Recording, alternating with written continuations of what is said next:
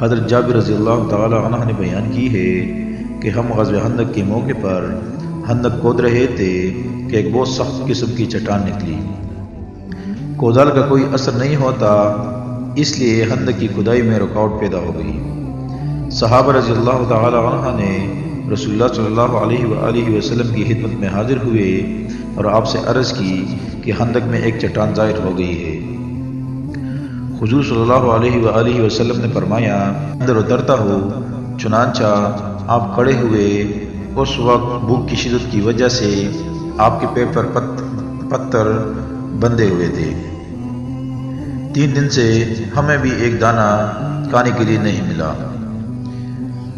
حضور صلی اللہ علیہ وآلہ وسلم نے کودال اپنے ہاتھ میں لی اور چٹان پر اس سے مارا۔ چٹان ایک ہی ضرب میں بالوں کی ڈھیر کی طرف بہہ گئی۔ میں نے عرض کیا یا رسول اللہ، مجھے گھر جانے کی اجازت دے دیجیے۔ میں اپنی بیوی کے پاس آیا اور کہا کیا تمہارے پاس کوئی کھانے کی چیز ہے؟ میرا خیال ہے کہ حضور اکرم صلی اللہ علیہ وآلہ وسلم انتہائی بھوکے ہیں۔ ہمارے گھر میں ایک بکری کا بچہ بندھا ہوا تھا تو میں نے اسے ذبح کیا۔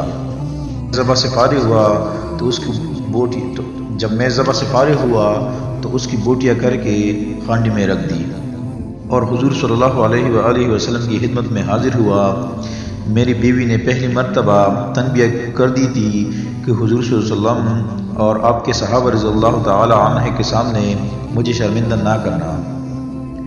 چنانچہ میں نے حضور اکرم صلی اللہ علیہ وآلہ وسلم کی خدمت میں حاضر ہو کر آپ کے کان میں یہ عرض کیا کہ یا رسول اللہ، ہم نے ایک چھوٹا سا بچہ ذبح کر لیا اور ایک سا جو پیس لیے ہے جو ہمارے پاس تھی، اس لیے آپ 1-2 صحابہ کو لے کر تشریف ہمارے ساتھ لے چلے۔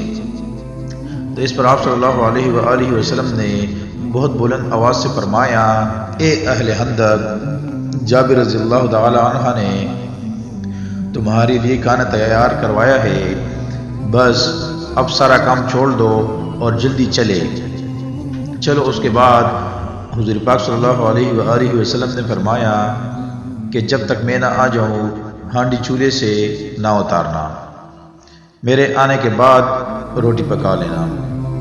میں اپنے گھر آیا، ادھر حضور اکرم صلی اللہ علیہ وآلہ وسلم بھی صحابہ رضی اللہ تعالی عنہ کے ساتھ لے کر روانہ ہوئے۔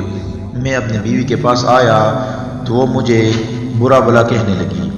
میں نے کہا کہ تم نے جو کچھ مجھ سے کہا تھا میں نے رسول اللہ صلی اللہ علیہ وآلہ وسلم کے سامنے عرض کر دیا تھا۔